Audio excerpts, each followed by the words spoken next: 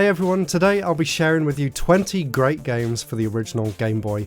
This list is a mix of my personal favourites and some comments that were left on my top games video last year. So without further ado, let's check out game number 20, which was definitely a fan favourite, and that is Gargoyle's Quest. And there's actually a really good reason why I didn't include this game in my original top games list for the Game Boy, and that is because I suck at this game. Seriously, I really find this game extremely challenging. I don't know what it is about this, but I really can't get further than like the second level, and not through lack of trying either. I don't know whether you guys and girls just use emulators and save states or something, but I don't know what's wrong with me. I can't get anywhere in this game, but that doesn't mean that it's a bad game in the slightest. In fact, on the contrary, it's one of the best games for the system. It's expertly programmed. I love the hover mechanic as well. It gives the game a real nice sense of identity, and although it is extremely difficult, it does seem like with a lot of trial and error you can kind of slowly, gradually make your way through the game, which is what I do intend to do at some point, but that point is just not right now. It's far too challenging for me. Another thing I really love about this game though is the fact that it mixes side-scrolling action stages with top-down RPG areas as well. It's a really nice mix of styles, and there were a few sequels to this game as well, including one called Demon's Crest on the SNES, which I really want to try and get at some point, but it's incredibly expensive. So that was number 20. I hope you appreciate that I added it to my list, even if I'm not very good at it. Now, number 19 is a game, again, that I'm not very good at, and another game that you guys and girls were very surprised to see didn't make my top 20. That is Metroid 2 Return of Samus, and I really do love this game. I grew up playing this game. In fact, I love it a lot more than Metroid on the NES, on the original Nintendo, but I still find it kind of difficult to go back to and play today, especially considering things like the Game Boy Advance games exist, which just took this original Game Boy game and obviously Super Metroid that followed. It is very difficult to go back to the earlier Metroids without a map and without any sense of direction whatsoever. But again, like Gargoyle's Quest, it doesn't mean that it's a bad game, it just means that it's kind of challenging to go back to. Although back in the day I really loved this. The sense of atmosphere in Metroid 2 is unparalleled on the original Game Boy. The music, the atmosphere, the sense of isolation, the joy that you have of finding these different items that are hidden around the stages. It is really good, and I definitely recommend you give it a go, but honestly, if I was to pick one version of Metroid 2, it would either be AM2R, another Metroid 2 remake for PC, which you can kind of find online out there these days, or the 3DS remake, obviously, that is much more modernised compared to this one. But it's definitely an interesting game to go back to and see where Nintendo were with the series right back in the early 90s. So definitely a great game, and I do have a lot of fond memories playing this one. Number 18 is a shooting game that I think they did a really great job of porting it to the original Game Boy, and that is the original R-Type. I'm not a massive fan of R-Type in the arcades, but the Game Boy one I actually played a lot of back in the day. It's kind of a slow-paced horizontal scrolling shooter, and I'm usually more of a fan of vertical scrolling shooters, but there's just something about R-Type that really stands the test of time. It has some great level designs and boss fights and enemies that are kind of inspired by things like Alien and stuff, and it's really well programmed for the Game Boy as well. They did a fantastic job of porting it down from the arcades and from the Nintendo and all the other various different home console ports. It really doesn't feel a million miles away from those, so definitely recommend it if you like shooting games and you want something like that to play on the original Game Boy. And number 17 as well is another shooting game for the Game Boy that is also very impressive, and it's also another horizontal scrolling shooter, and this one is a port of one of my favourite shooting games for the Super Nintendo, and that is Parodius. This is actually a Japanese game, and I do actually plan on doing a separate video in the future focusing exclusively on Japanese releases, but I thought I would include a few here in this video as well, because this one definitely deserves a play if you like those sort of horizontal scrolling shooters. I'm sure a lot of you know the Parodius series, and it's basically a parody of Gradius, and there are Gradius games on the Game Boy as well. In fact, I included one in my top 20 games, but if you want something a little bit different, definitely recommend checking out Parodius. And again, it is an incredible port to the Game Boy. It really doesn't feel that far away from the home console versions. Next is a game called Final Fantasy Legend 2, and this is a game that I actually only played for the first time at Christmas last year. This was actually a present, and I actually knew that I was already getting this game, so I was very excited to finally try it out, and I was not disappointed. I'd heard that this was the best in the series, and I had played the original Final Fantasy Legend before this, but this one is such an incredible improvement over that first game. The battle system, for those of you that don't know, it's a really interesting system where instead of leveling up as normal, it kind of depends on what items and equipment you've got, and it also depends on what class you chose and what characters you've got in your party. And they actually level up differently, or you can use the items differently depending on what character you've got equipped. It's a very intricate system, and I did actually have to read the instruction manual inside here to actually figure out what was going on. But once it clicked, I found an absolutely amazing handheld RPG, and it really is unlike anything else. Well, I guess it's similar to Final Fantasy Legend 3, but I haven't got that one, so I don't really know what the similarities or the differences are between them. Let me know down in the comments below whether you think I should also check out Legends 3 as well, because I am absolutely loving this one. Next up is a very early title for the Game Boy, and it looks incredibly simple, but I really love this game. This is the original Batman for the Game Boy, and it reminds me a lot of the original Super Mario Land. It uses incredibly small sprites, it has very basic tile sets and backgrounds, and very basic enemy patterns and a few different power-ups as well, but the simplicity is what I really enjoy about this game. There were a lot of other Batman games on the Game Boy that expanded on the concept here, introduced bigger sprites, introduced more like parallax scrolling and different level themes and stuff, but there's something about this first one that I always go back to, and I enjoy it over any other Batman game on the system. And I think it is the simplicity that I really like about this game. It's challenging, but it's fair as well, and that is the sign of a great game. And it is just everything you'd want from a very simple but very enjoyable Game Boy platformer, so definitely recommend you check out the original Batman. Now, I included Wario Land 2 in my original video, but I also wanted to bring up the first Wario Land here as well. It is more of the same. This one's a lot more straightforward than the second game, but I really love the just the quirkiness of it and the change in direction from the Mario Land series to this one, which is subtitled Mario Land 3, but it is very different. And it is kind of the gap between Mario and Wario, I see it as anyway. It really is a big step up in terms of graphics and gameplay from the Mario Land games, but it doesn't quite have the same intricacies and level design as Wario Land 2 did. But even so, on its own, it's a great, simple platformer with a very unique character, a very unique moveset where you basically charge into the enemies and you can knock them over and pick them up and throw them at things. And there's a great sort of puzzle element to it as well, with the levels and all of the different treasures that you collect. It really is the essence of a Wario game in its very early form, and it's really interesting to go back and play this one, and it still holds up really well too. The entire series does, honestly. So definitely recommend checking out the first Wario Land if you enjoy some of the later games and you want to see where it got its start. Now, next is the game that I know kind of has mixed opinions online. Some people love it, some people don't see the appeal. I personally really enjoy it. I find it a very unique take on the original Balloon Trip. This is Balloon Kid, and it basically takes the Balloon Trip mode of the original Balloon Fight. I should have said Balloon Fight instead of Balloon Trip, but you know what I mean.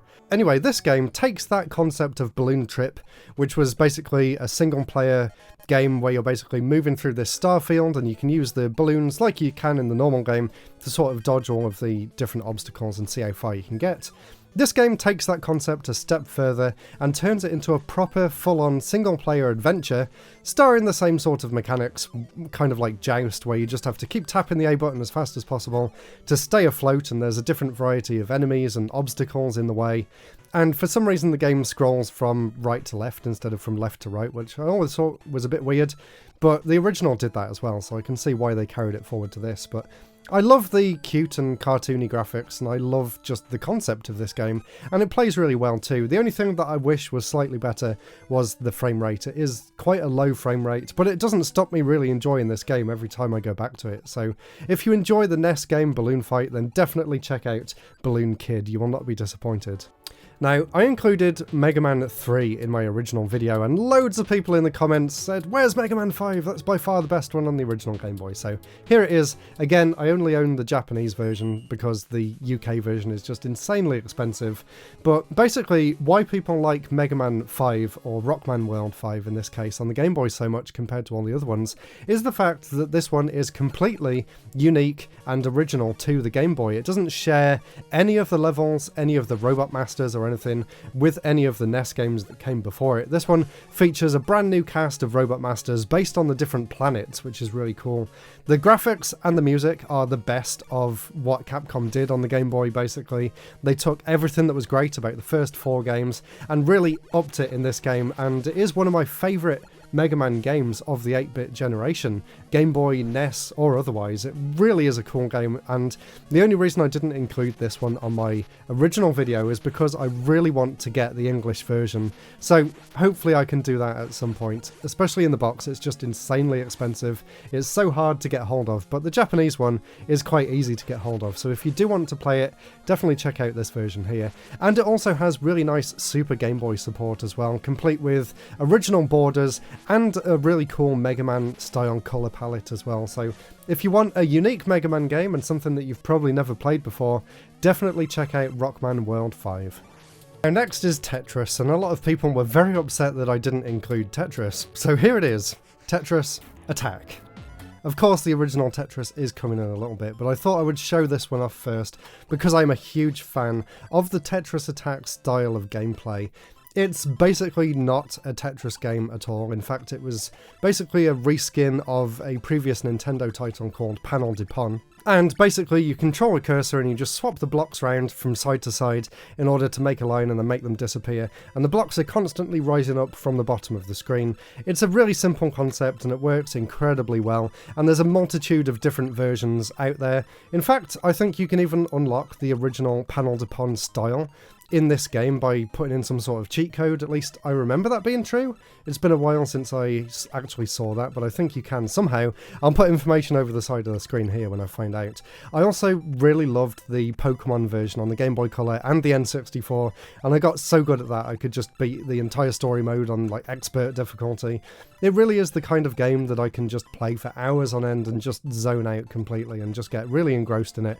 And there was a great one on the DS as well with touch controls, but it all stems from this original version here, and I think they did an incredible job on the Game Boy.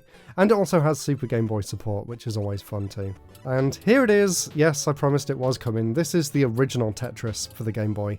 A classic, probably most people's introduction to the world of Tetris games in general.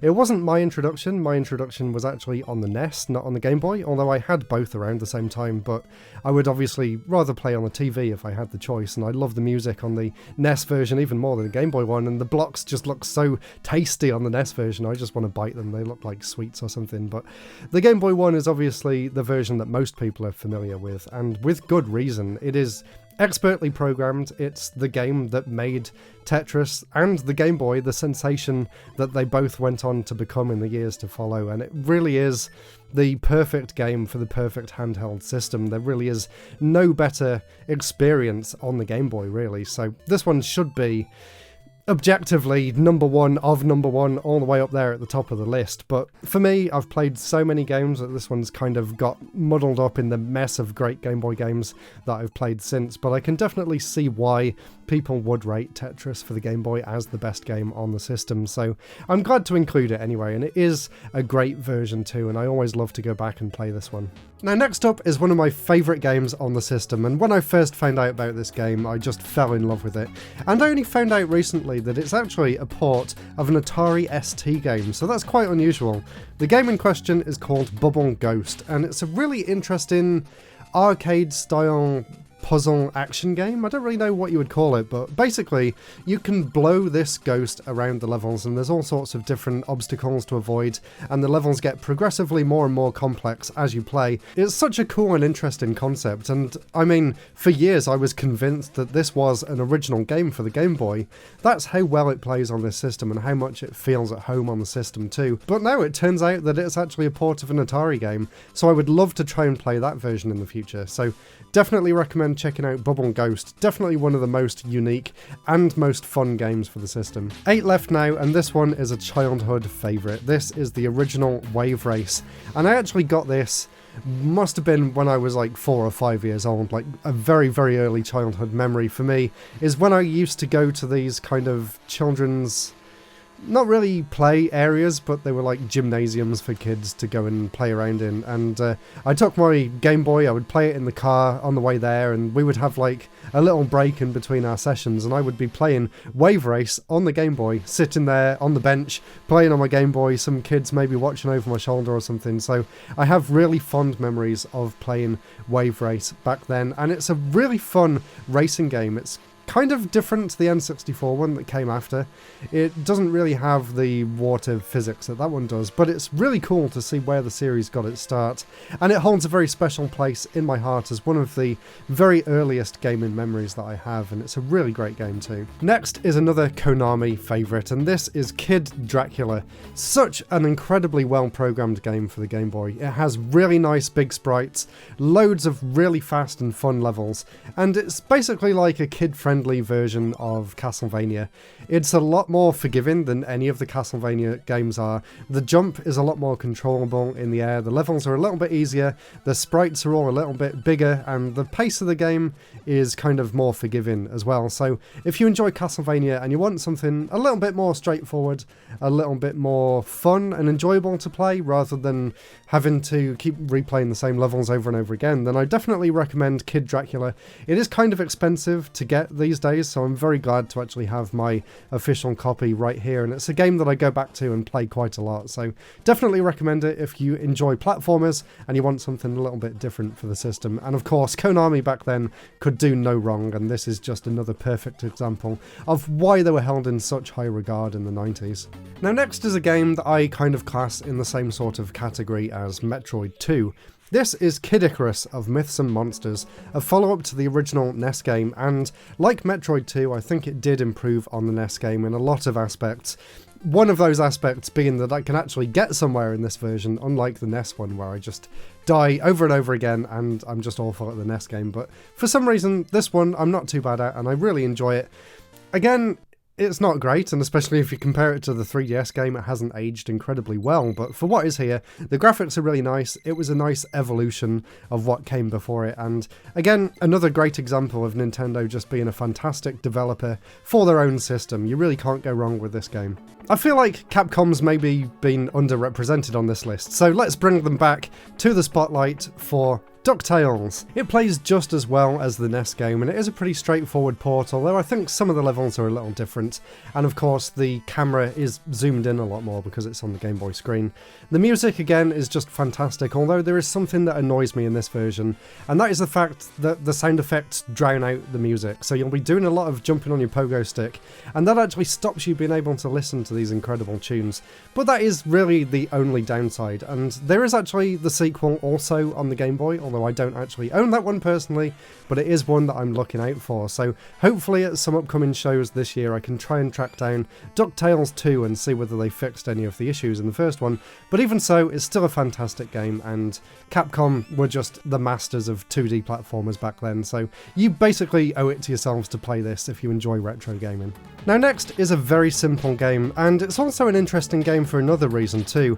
The game is Solar Striker, and the other reason that it's interesting is that this is basically the only vertical scrolling shooter that Nintendo's ever made, so that alone is reason enough to be on this list, but it's also, in its own right, a really great game.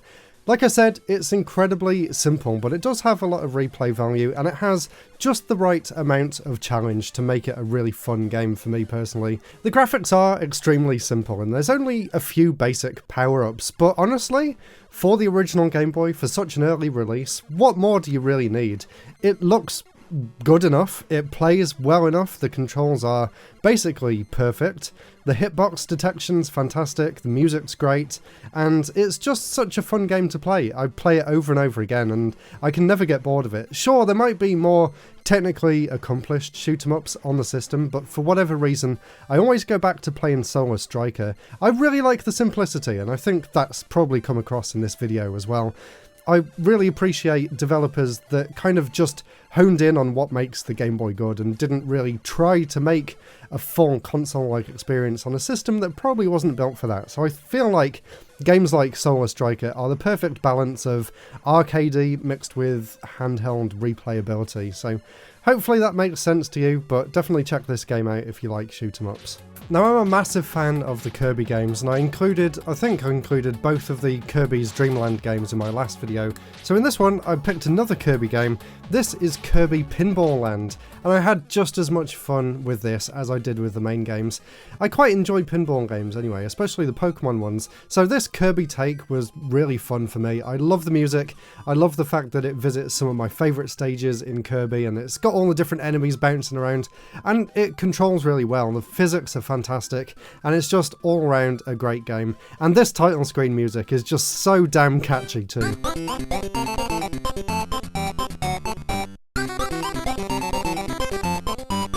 So I'm sure you guessed by now, but I am a fan of simplistic, traditional arcade-style games, and you can't get much more simplistic than Game & Watch games. So I actually really enjoyed the Game & Watch gallery, or Game Boy gallery as it's called here. At the time, as a kid, I did already have a vague understanding of what Game & Watches were, so this was a really nice look into Nintendo's history for me, because even back then I was a massive Nintendo history nerd and gaming history nerd in general, so I really loved this, and I loved the different gameplay of all 5 of the games on here. Even though they're so simple, they're all different in their own way, and the fact that they're all score chasing games as well meant there was loads of replay value, and as a kid I really loved all these, and I continued getting all of the Game Boy Gallery games all the way up until the GBA one whenever they came out, so I really love this series, and of course this is where it got its start.